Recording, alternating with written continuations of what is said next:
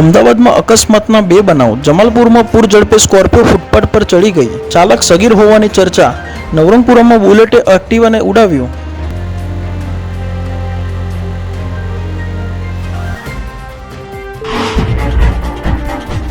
₹33 કરોડની ઠગાઈમાં ઈડીની એન્ટ્રીથી નિવૃત્ત સચિવના પુત્રવધુની નાટ્યાત્મક શરણાગતિ. પૈસા બાબતે મીરાએ પણ ચૂપકીદી સાધતા પોલીસ માથું ખંજવાળતી થઈ. છેતરપિંડીનો આંક 80 કરોડે પહોંચી શકે.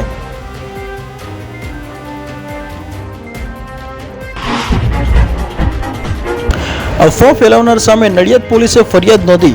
આરોપીએ યુદ્ધના માહોલમાં અનાજ પેટ્રોલિયમની અછત સર્જાવાની પોસ્ટ મૂકી ગભરાટ ફેલાવવાનો પ્રયાસ કર્યો હતો.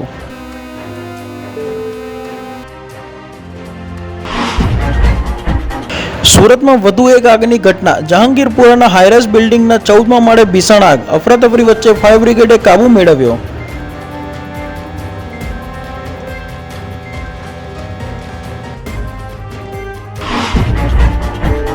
સુરતમાં 32 વર્ષના યુવકે સુસાઇડ નોટ લખી ઝેર પીધું. પુત્રની હાલત જોઈ માતાએ પણ દવા ગટગટાવી. વેપારીએ 3 કરોડ ન ચૂકવતા તેની સામે જ પગલું ભર્યું.